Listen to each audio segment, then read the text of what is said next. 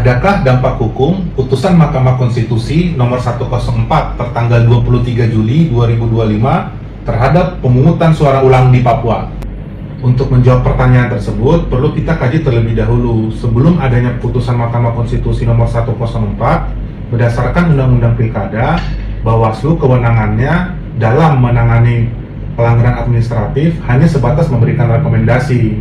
Selanjutnya, rekomendasi tersebut akan diperiksa dan diputus oleh Komisi Pemilihan Umum. Sedangkan di dalam Undang-Undang Pemilu, Bawaslu diberikan kewenangan penuh untuk memutus dan memeriksa pelanggaran administratif. Artinya, tidak dapat lagi diperiksa oleh Komisi Pemilihan Umum.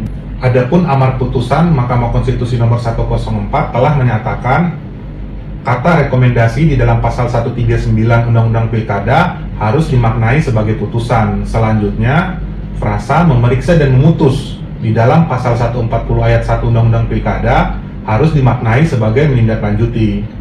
Salah satu landasan hukum terbitnya putusan 104 ini adalah putusan Mahkamah Konstitusi sebelumnya, yaitu putusan Mahkamah Konstitusi nomor 85 tahun 2022 yang di dalam pertimbangan hukumnya tidak lagi membedakan antara rezim pemilu dan rezim pilkada.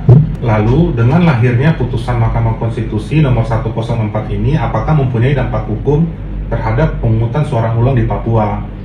Dengan diubahnya kata rekomendasi menjadi putusan di dalam pasal 139 dan pasal 140 ayat 1 Undang-Undang Pilkada, terdapat kemungkinan Mahkamah Konstitusi akan menyatakan gugatan tidak dapat diterima jika belum pernah diperiksa dan diputus oleh Bawaslu, baik itu Bawaslu Kabupaten atau kota maupun Bawaslu Provinsi.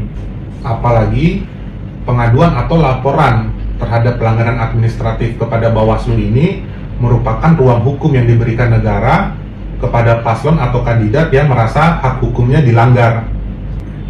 Jika terdapat pelanggaran administratif, sedangkan paslon baru melaporkan setelah adanya penetapan perolehan hasil suara, maka terdapat kemungkinan gugatan yang diajukan akan dinyatakan tidak dapat diterima oleh Mahkamah Konstitusi dengan alasan hukum bahwa pelanggaran administratif tersebut belum pernah diperiksa dan diputus oleh Bawaslu pasca terbitnya putusan Mahkamah Konstitusi nomor 104. Belum lagi jangka waktu pengajuan gugatan kepada Mahkamah Konstitusi berdasarkan peraturan Mahkamah Konstitusi nomor 3 tahun 2024 adalah 3 hari kerja setelah perolehan penetapan suara dikeluarkan.